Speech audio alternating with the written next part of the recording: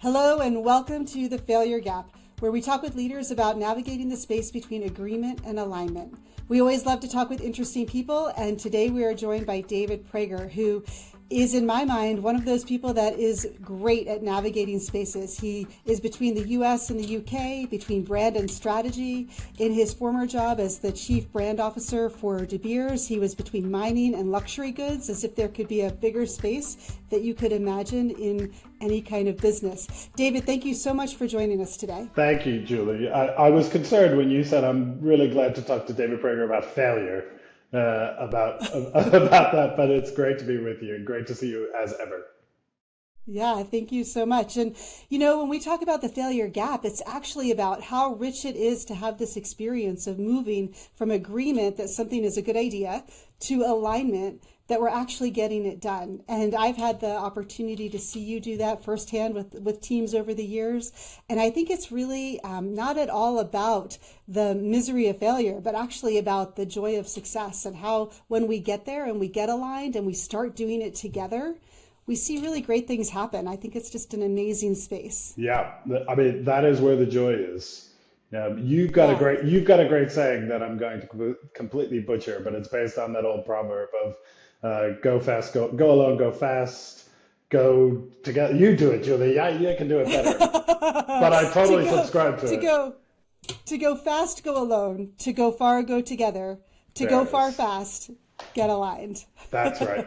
And and Yep, and yep. it's in that alignment. That's where the fun is. That's where the joy is. That's what the invigorating part of my career has been. Um, and um, but it's a skill, huh? It's a learned skill to get that alignment to go fast together. Yeah, I agree. It's something that all leaders can learn how to do. David, I'd love for you to take a minute and just tell us a little bit about your leadership journey and maybe how you picked up some of those skills along the way, because you are great at creating alignment across a team. Sure. Well, you can tell from my funny accent. I'm from the U.S., from the New York area, but I've been in the U.K. for 20 years. So my family is British, the dog is British, the house is British, but I have strong, obviously, emotional ties to America. And I think, that duality has given me a real perspective that's been really helpful for me throughout my career, understanding the American culture, understanding British culture, and being able to work in between them and to build bridges amongst teams, amongst cultures, to understand what it's like a little bit, to be a bit of an outsider, to learn a culture, to figure out how to integrate yourself. That's a kind of learned skill that you learn through experience, but it's been hugely helpful to me as I've worked around the world, in Africa, in Europe, in Asia, and in the US, learning how empathetically to live in other people's shoes, understand their experience, seek out a diversity of views. That's made my work better. It's made my experience more enriching, and hopefully it's meant I've been more successful in the end. I think that idea of being able to be in your own space, but also appreciate other people's spaces and how you bring that together is part of this skill of alignment. It's part of understanding how do we bring people forward into, not just saying, yeah, that sounds like a good idea. I hope David goes and does that. But actually, like, I'm going to go help David do that, right? How That's do we right. bring people into that space? Yeah, it's tricky though. It's easy to think that things are a good idea and just to, kind of hope that they happen.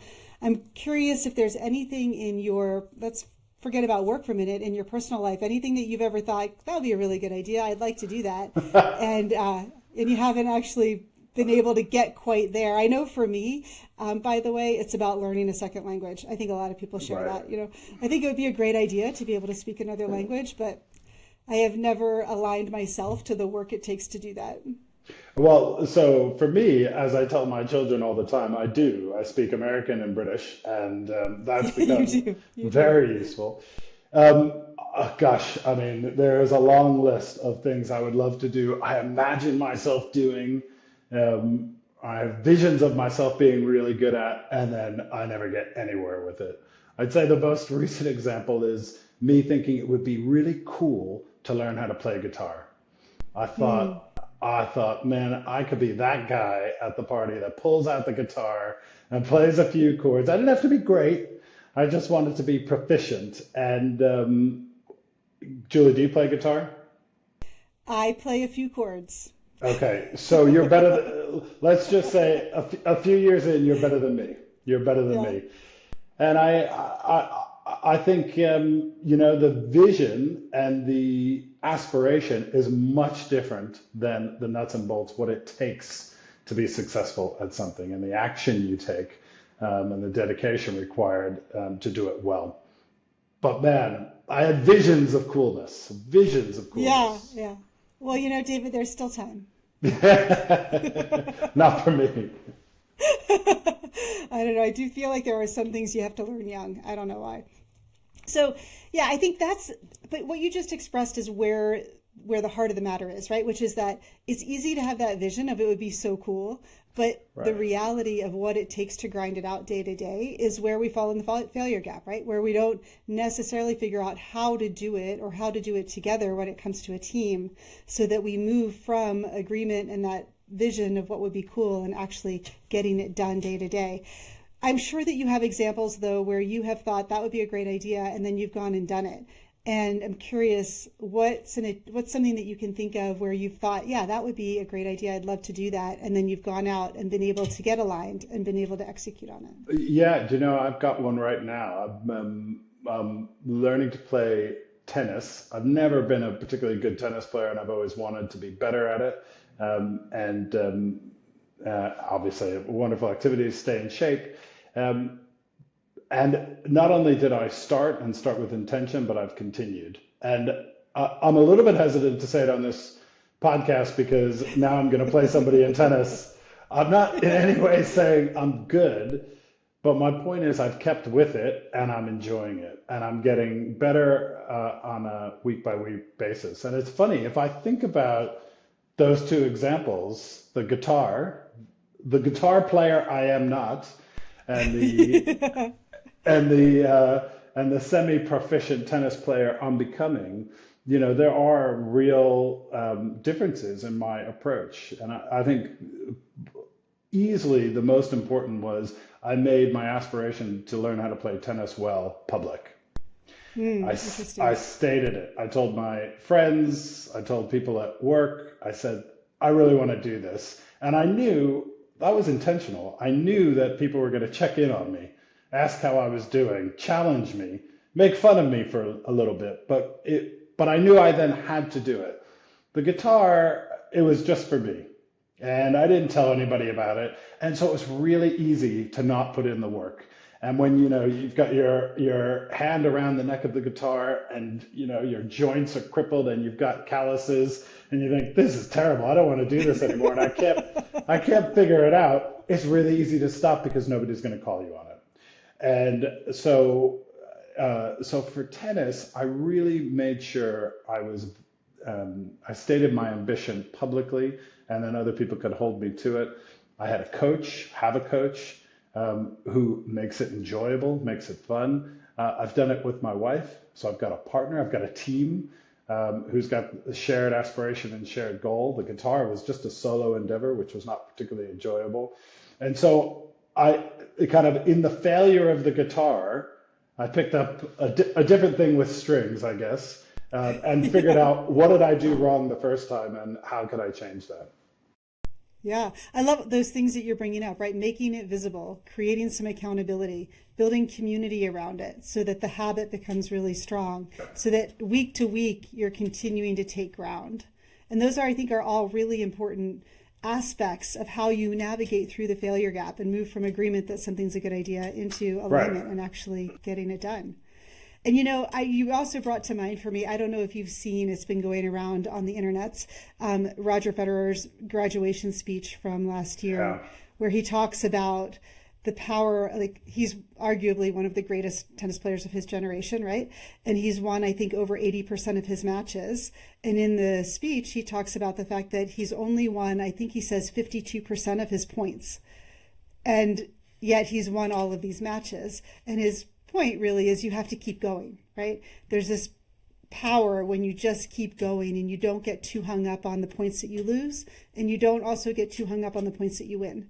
But you keep putting the effort in, you keep putting the work in. And I thought that was a fascinating statistic. Absolutely. It's fascinating. I didn't know that statistic, but I'll also tell you, this is far too much time dedicated to me talking about tennis, which Well, I'm still a novice at. But one of the things my coach said to me was, be more like Roger. And in that, he meant just calm down, just do less, just be smooth. And it was so helpful to have that kind of role model. And I guess, if we parlay it to business, it's a leadership role model. It's somebody I could visualize that I wanted to emulate, who had reached the peak of his profession, that I could see and take cues from. And it was very helpful. yeah, I love the idea too of just calm down. Yeah, Sometimes that is so powerful when you're trying to navigate the failure gap, right? When things get hard, with a team especially, they're looking for leaders who can just calm down and keep figuring out how you move forward together. that's right. Yeah. Well, it has been fun to explore your tennis hobby here. And I think it's actually proven to be a gold mine of ideas about how you navigate the failure gap. Let's see if we can pivot that and talk about that in a more professional setting when you think about some of your work Sure. experiences. What are some of the things that you've worked on with teams, or where you've seen organizations, or at a corporate level or at a team level, this idea that something would be a really good idea, but it's a struggle to get into alignment and make it happen? Well, I will tell you, throughout my career, the one thing we constantly tried to address and conquer and regularly failed at, frankly, and me first of all, before anybody else, and that was the idea of prioritization, the prioritization of work, selecting what's important, doing less, but doing it better. And there's nothing there that people wouldn't agree with. Of course, we should focus on the things that matter, and you should do those things only for which you have commensurate resource. Um, but the reality and the challenges and the obstacles required to actually execute a prioritization exercise and do less in an organization and be more successful at the end of it is incredibly challenging. And when we had success in doing it, it was very limited. I think that so many people are going to relate to that example, David. Prioritization, for me as a consultant, I've worked with many organizations around the world. It's so consistent how often it comes up that they struggle to prioritize, and then they struggle to stick with their priorities. Yeah. It's a great example. I'm curious, when you think about mindsets and the mindsets that leaders bring into that process. I think everybody has a mindset that it's a good idea, to your point, right? Sure. People agree it's a good idea. Yeah. But they don't necessarily articulate and make visible, which was one of the things you talked about with your success with tennis, right? Is making it visible. They don't make visible some of the mindsets that prevent them from getting into alignment with the stated priorities. Any thoughts on that? Yeah, I mean, it is a minefield a minefield of mindsets. In that prioritization, by definition, means we're going to do less things, and we might do less of your things. We're going to do less things, and therefore support functions in the business may not be able to support your thing, and yet you are still going to be expected to deliver your thing. And so, unless done really well and really thoughtfully, it quickly devolves, in my experience, into an exercise of people protecting their patch because they believe, understandably, it's not a criticism, that what they're doing is really important and it really contributes to the overall success of the organization. And so I've found that if left to people running projects to prioritize their own project, you're not going to get the desired or required results. And rather, it takes leadership from the top to identify what the vision and the goals are, right? What the why we're doing something and what it is we're doing is, so that you can set the guardrails for leaders in the organization to make decisions on what should be prioritized. Without that agreement and alignment up front, it's almost impossible to ask an organization to self-regulate itself and prioritize its own work. But if you can set the guardrails within which the prioritization has to happen, we're focused on this, we're not focused on that, then you can make decisions at the senior levels about what work should be done, and then those decisions can gradually trickle down throughout the rest of the organization. They can say, okay, well, we're not doing that, therefore we shouldn't do these things. And if we're not doing these things, therefore we shouldn't do these things. But it also allows people to participate in the success. It's not just about what you're not doing. It's creating excitement around what it frees you up to do, and making sure it's not a zero-sum game as a leader. You're not just explaining to people what they won't be doing, what they're losing, and therefore, frankly, how their job might be at risk, but rather what it will free them up to participate in, and how that will lead to greater group success, and how that group success then reflects on their individual success. Yeah, I think you've hit on a few things, David, that really struck a chord with me. One is I do think that prioritization exercises drive a scarcity mindset for leaders. And they get into that I have to compete for my resources and protect my resources in order to be successful personally, and also to make sure that all of my people are taken care of. And that mindset often goes unstated. So they get into the prioritization conversation, right, and everybody's like, oh yeah, that looks like a good enough list of priorities. But in their minds, right, in the back of their minds, they're thinking, and I'm going to hold on to all of this over here. And we see that play out a lot, that people don't verbalize, hey, if we do that, this is the impact on me and on my team. And we have to talk about that concern. I very rarely see at a most senior leadership level really honest conversations in that space. I'll tell you another thing, Julia, I've noticed that in order for prioritization to work, and this was a learning for me and for, I think, my colleagues and the rest of the organization, psychological safety is critical. Because your boss can tell you, I want you to tell me the things we shouldn't be doing. Or I want you to say no to me when I come to you and ask you to do something if you don't think it rises up the requisite level of prioritization for you and you can't do it.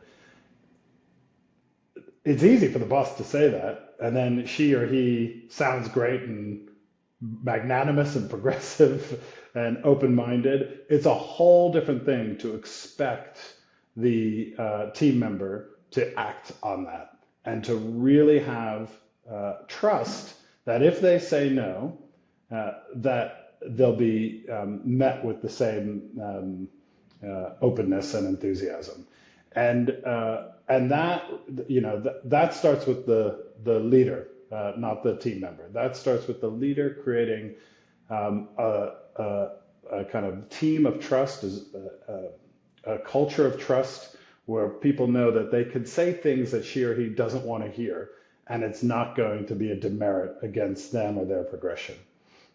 Otherwise, it becomes a competition. Okay, I know we're prioritizing, and this one is taking on the most, so good on them. And that becomes an arms race to nowhere. Yeah, and I think this idea of how do we help people to be able to say no, or to say yes, and I know that's misaligned with our priorities. And because I don't know about you, but I have seen people do like Cirque du Soleil level contortions to make something fit into the strategy, right? So right. This actually is part of the priority, and you're just like, no, it isn't. You just want to do it. Yeah. And now you've contorted it around in so that you can wedge it in. I would rather see people have that conversation that you're talking about, right? Where you can say, you know, this actually, we said these were our priorities, and now we're considering doing something else, and we're going to choose to be misaligned, or we're going to choose to not do what we said we were going to do. That, to me, creates that space where people can have honest conversations, rather than saying, how do we make this look and feel like it's part of the priorities, even though we know it isn't. Yeah, because it's okay to diverge. Opportunities will come up, risks will come up, and it's okay to diverge, but you have to be honest about that divergence. Otherwise, the entire process and the goal of what you're trying to do loses its integrity. The other thing I would say is, um, as a leader, it's critical that you're not outsourcing the decision. You're not outsourcing the call, right? It's not for your team member to say, no, that's not in our prioritization. It's for you, nobody's perfect, but in most cases, to be thoughtful about the ask before you make it. And not put the onus on the team member to say, we shouldn't be doing this, it's not part of our focus, it's not part of our prioritization. If you're asking and they're telling you that, frankly, you've probably done something wrong, and you Right, need to you might have made reflect. the wrong ask. Yeah, and so you need to reflect and not put the onus on them to stop, because the flip side of that is, well, I told them we're in a culture where they could say no. I've asked them to do this work. They didn't say no, therefore it's on them. And I think that to me is a kind of leadership cop out. David, I think that's so insightful for leaders to hear, that you have to own that responsibility of what you're asking people to do. And it actually brings to mind a safety stop that I was sitting in at De Beers many years ago, where they were talking about, this is a little bit off topic, but they were talking about texting, right? Texting and driving, and how we're always telling people you shouldn't text and drive. And, we send our teenagers off to school and tell them don't text and drive. And then what do we do the minute somebody gets out the door and we know that they're in the car, and we text them? Yeah. And at some point you have to take responsibility for not texting people when you know they're driving, especially your teenagers, right? Or your colleagues or whoever it might be. If you know that they're in the car and they're driving, don't text them. Don't put the onus on them to make that decision to pick up the phone or not pick up the phone. Instead, take responsibility for not dinging them when you know they're in that That's environment. Right. And that safety stop has stuck with me.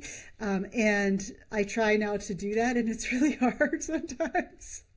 But it's similar to what you're saying, right? Like, don't ask a question when you should be the person taking responsibility for deciding, is this within our priorities or not? That's right. That's right. That's, to me, the responsibility of leadership, right? Having the context and the presence of mind and the intentionality to not put your team member in the position where they're the one forced to arbitrate on whether they should or shouldn't do something. Now, again, you're not perfect. So hopefully you're building a culture where when they are in that situation, they're able to make the right choice, or the choice that's consistent with what you all have aligned on. But 9 times out of 10, it's really critical that the leader is the one intentional about what they ask of their people. Yeah, and I think that's that group dynamic piece that we talk about, right? How do you build a group dynamic where you can have healthy dialogue, and at the end of the day, you know where the decision making sits? Yeah, yeah. And so for something, and so Julie, for something like prioritization, it's just, in my experience, it's like impossible to do it from the ground up, because everybody's thing is the most important thing, and the further down you are in an organization, by the very nature of your role, you won't have a 360 view of everything that's going on.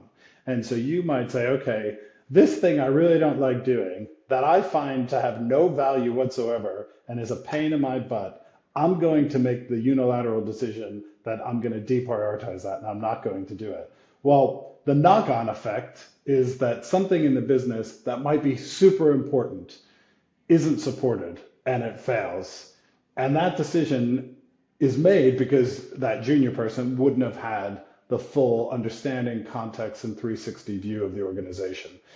So leaders have to take the responsibility to own that prioritization exercise from the top. Now, of course, the challenge of that, and why many leaders don't want to do it, is because it's contentious. It's really contentious at the top table, saying this project is more important than that project, my project is more important than your project. And so how leadership teams build the trust and common vision and common goal and sense of team success and team ownership to be able to have those hard discussions and make those decisions is critical. Otherwise, you won't be successful. Yeah, and I think that is, to me, one of the highest order callings for enterprise level leaders. And that's why when you move into enterprise level leadership, you have to be able to connect the dots across the company and understand what the implications are of particular decisions on other parts of the company that you might not be directly, might not have direct oversight over, but you have to understand and appreciate the impact of your decisions enterprise-wide. And that is really, I think, at the heart of the matter, what it means to be an enterprise leader. But I love that you're talking about how do you do that together, because that is, I think, the key to alignment is what are the mindsets that you're bringing into that prioritization exercise? What are the group dynamics that play out as you're navigating those tough and contentious conversations? What are the trade-offs that you're making visible and that you're talking through very specifically? So you can't just say, well, we're trading off short-term versus long-term revenue, just by means of example, a very common trade-off, but really getting deeper and like, we're trading my project for your project, and I don't like that. Right. And how do you have that conversation? Yeah. And so I have to have trust, belief, not only that rationally it's the right thing to do for the business, but I have to have trust that in doing so, I'm not personally going to be penalized. My career will not be set back in any way. And that's a super mature leadership team that can have that discussion, and not all of them can. I will tell you at De Beers, where we were really successful was, I think, gaining joint ownership for problems. For instance, on the mining side, if I was the person accountable for the De Beers brand, how we sell diamonds in the world, and the reputation of that brand, obviously, most of our reputational challenges or sustainability challenges originate or are generated in the mining world at the operational side of the business. And the leaders of operations have incredibly difficult jobs, challenging conditions, and don't have a lot of time for ancillary things beyond the direct operations that they're accountable for. But what we were able to do, both through hard conversations, but also building relationships, was agree that I was as accountable for their ability to discover and recover diamonds as they are for protecting the reputation of those diamonds to allow us to sell them into a global market. And once we had that shared accountability, their problems were my problems were their problems, it opened up a different orientation for how we could have discussions about the solutions we might solve together at the top table. And we were quite successful at doing it. Yeah, I think it's one of those examples of successfully moving from agreement that sounds like a good idea, that we all have shared accountability, to being able to move into alignment and to start working as enterprise leaders with that level of appreciation and connection. I'm just curious, are there a couple of things that really stand out to you that you feel like happened that created that sense of connection across the enterprise? Because it is a very different, like everything from digging in the ground to sitting on whatever the street is in London where you're selling very fancy jewelry, right? You have all of these very different contexts, and being able to stitch that together in an effective way. What drove some of the visibility and connection that you think helped turn the corner on that idea of shared accountability?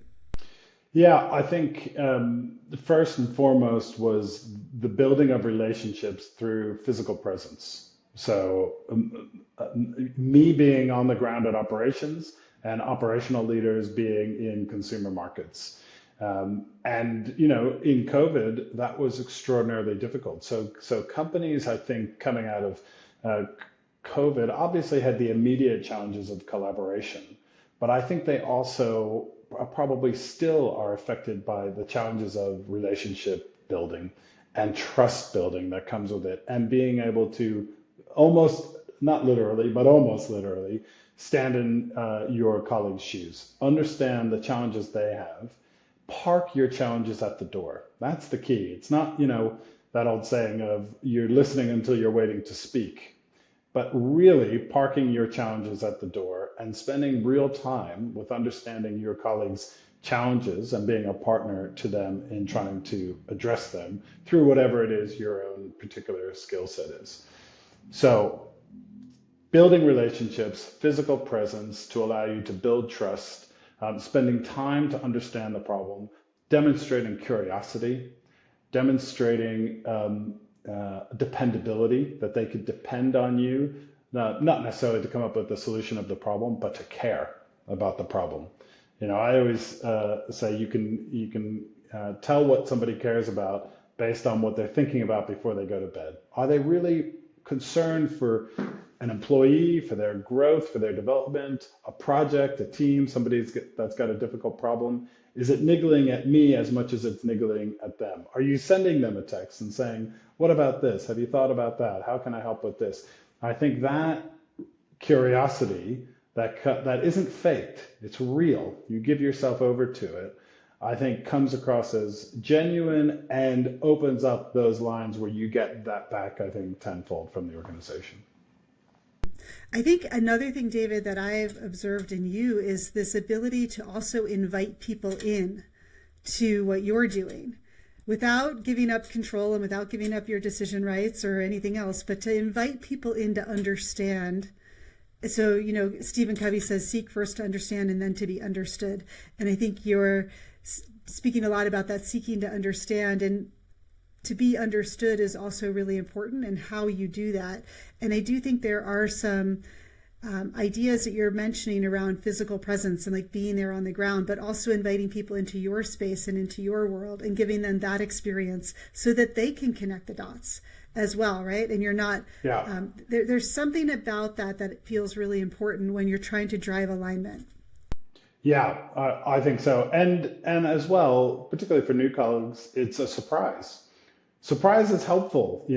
People didn't expect you to show up in a way that you've shown up, with real curiosity, or a real willingness and openness, as you say, Julie, to invite people in and ask for their opinions and value those opinions in a genuine way. I think it's disarming and invites, people say, oh, well, this is how things are done here. I get it, seeking out diverse views from people, putting together different types of teams that you wouldn't necessarily expect to come together on a problem, doing it demonstrably so that other people can see it and you're role modeling it for an organization. I think all of those things help set up a culture where you say, oh, this is the open-mindedness that comes with this organization. This is how we solve problems. David, one of the things that's coming to mind for me when we think about group dynamics and how groups work together is that often people want to get to where you're talking about, where there's shared accountability, and they try and do it in a big catalytic event. So they have a big meeting in a fancy place, and they bring everybody together, and you spend 12 hours, listening to amazing speakers and having breakouts and doing all of this stuff. And then they stop. And then they're like, okay, well, check the box. That's done. Now we're all in it together, right? And one of the things that we know at Kerrigan's Group, and I think that you have this ethos too, is that those have a time and place, but you still have to do the work consistently. Any thoughts on that? Yeah, you're so right. And the only reason I'm chuckling is because I know you and I have talked about this before many times.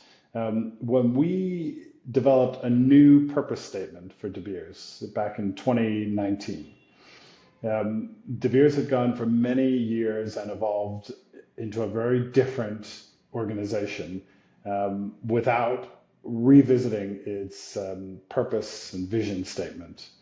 And we felt it was time. There was enough turnover in the organization, enough time has passed, the ownership of the business had changed, that we need to rethink and restate what the reason De Beers existed in the world, what our purpose was. We had an event toward the end of 2019 where we had everything you would expect to launch a new purpose statement. Balloons and t-shirts and posters and people in funny hats and photo booths, all the things you need to get people really excited to market something, to launch something. But that wasn't the purpose, the zenith of our purpose journey. That was just a point in time that we felt it was important to do. In fact, we had started about 8 months earlier. And I always say with our purpose statement, the statement wasn't the point, it was the journey to get there. Because, you can get a few clever copywriters in the room for a week and come up with fantastic, really pithy, really catchy purpose statements. Probably even come up with the one we wrote, which I happen to think is really good, make life brilliant. Um, but the reason the journey is more important than the statement itself is because of what we did. We conducted focus groups around the world at our operations in Africa, in the US, in Canada, in Asia, in Europe.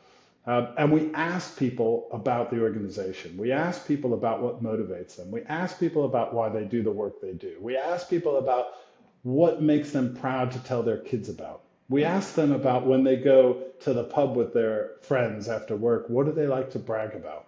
What gets the most response? What stirs them? And we convened a steering group of people from the organization, from every part of the organization, whether they were exploring for diamonds in a place like Angola or they were running a retail shop in Shanghai. And we asked them to sift through, without a filter, the reactions we got from these focus groups. Now, these weren't the most senior people in the organization, but they were people that we found were optimistic, were invested in the organization, and could represent their parts of the business. And what we were looking for was what creates commonality amongst all of these disparate parts of De Beers, be it exploration or mining or trading or luxury retail or marketing or design or engineering. And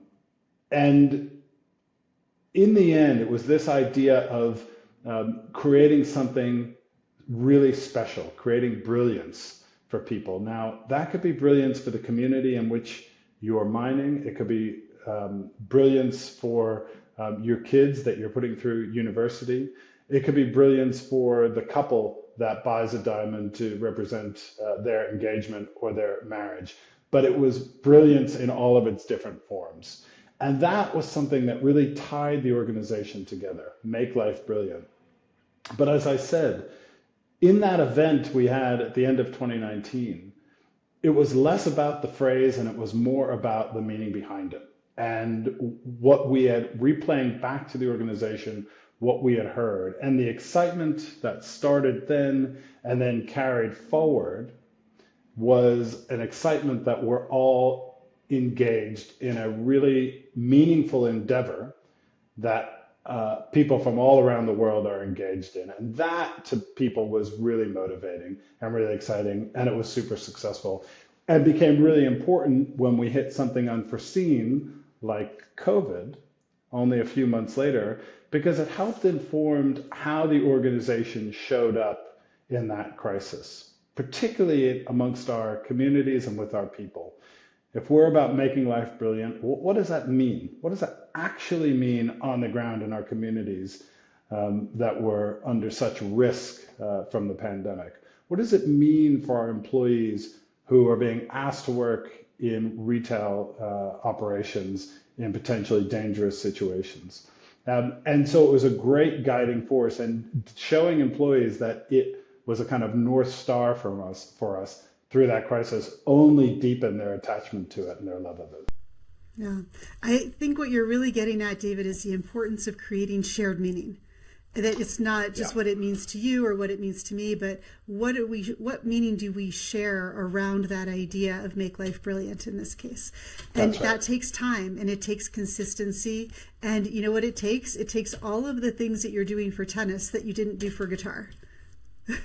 Right. It takes showing up, doing the work week after week, and continuing to stay committed to building a shared meaning as you go forward. What does it mean in this context? What does it mean in this other context? What does it mean as we're making decisions? What does it mean as we're orienting towards addressing a pandemic? Whatever it might be, how do you navigate that shared meaning and not just what it means to you individually?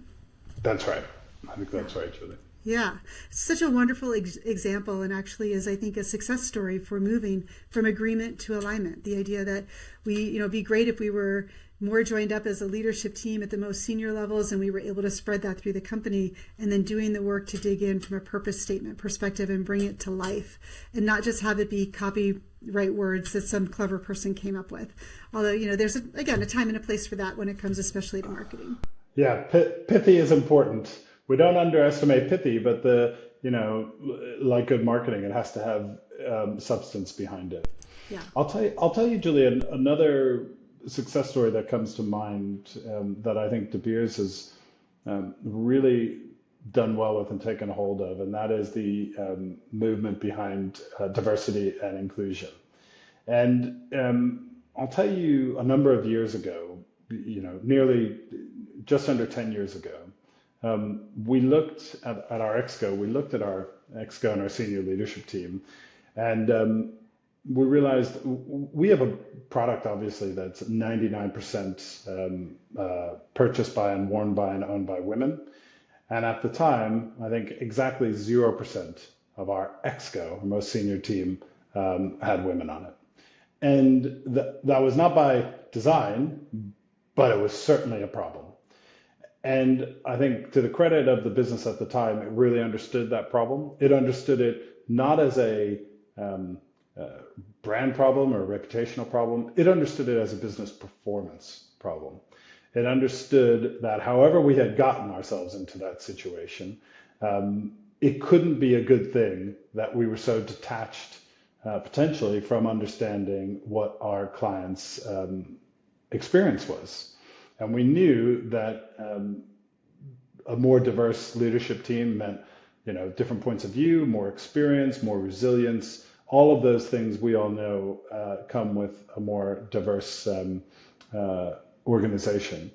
And so we set out intentionally, as if we were addressing, not as if, because we were addressing a business challenge, we set out very intentionally, setting ourselves targets and milestones, changing policies and frameworks, but really going beyond that and changing mindsets.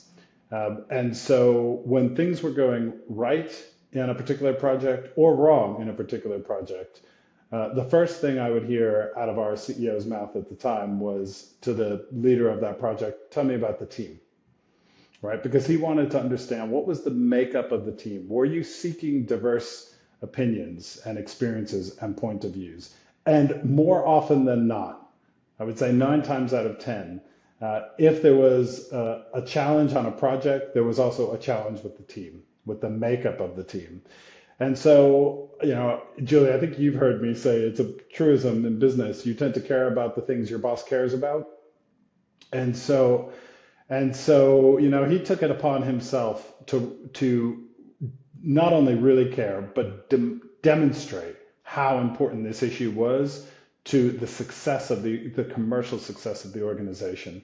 And fast forward a number of years, something like 35 to 40% of our exco is, or their exco, I've left De Beers now, but their exco is women, and we're around the same numbers for senior leadership. And there's still work to do, but it's a great credit how in a relatively short span of time, those numbers have completely flipped from what they were, and the organization is better, it's smarter, it's more resilient, it's more creative, not because there are more women, but because there is a more diverse makeup of opinions and points of view coming into our decision-making process. Yeah, I think absolutely we saw huge progress around something that a lot of organizations agree with. It would be a good idea, but they don't actually move into alignment. And you hit on something that I think is really interesting there, which is the importance that you have to care out loud. You can't just care about it. Right. You have to say out loud, and you have to ask questions that help people focus on getting into alignment around what, as a leader, as a senior leader, or in this case, the CEO, really wanted to see happen in order to create the business results that he was committed to.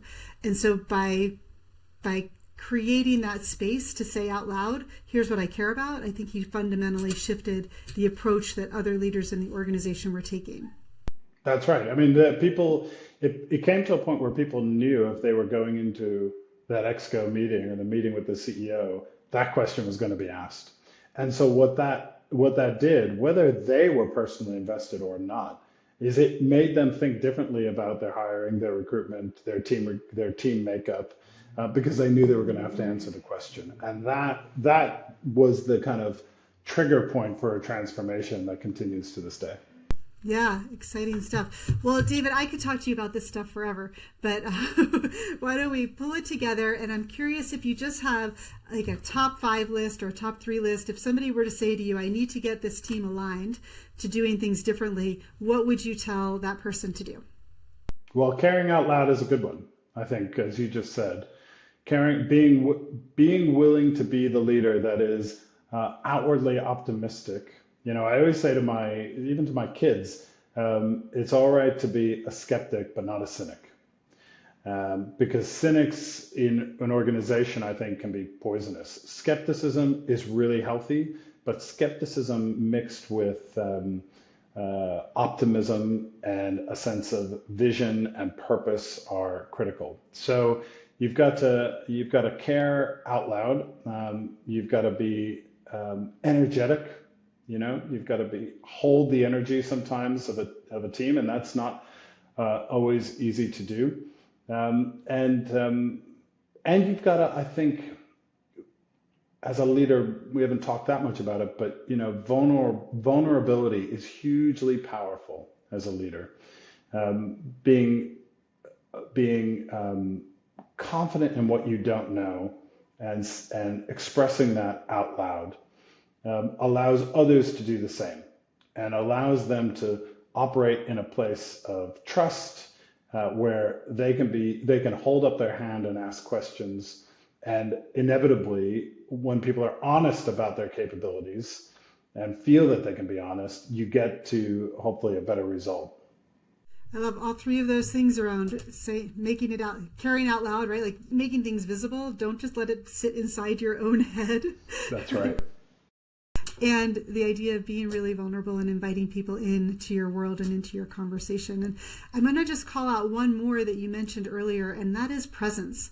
I know that in a world where we can do a lot virtually, it's tempting sometimes to stay on the screen, but I do believe that there are times when it makes sense to show up and really see other people's environments.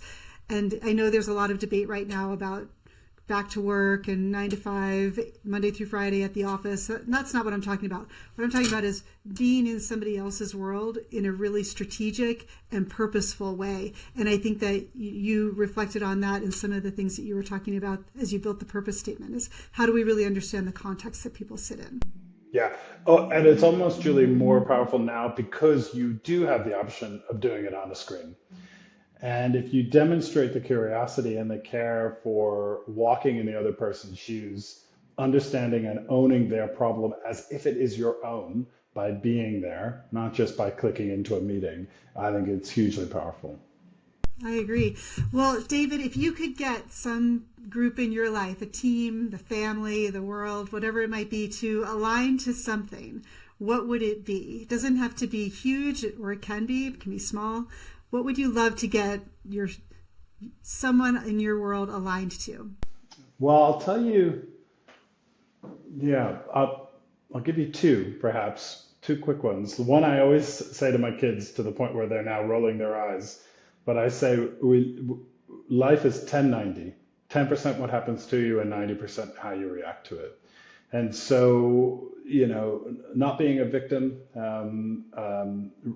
understanding that you control not the things that happen to you, but how you react to them, and your positivity around them, whether you're willing to work the problems that are in front of you or you become paralyzed by them, is really important to me and really important for me to instill to my kids.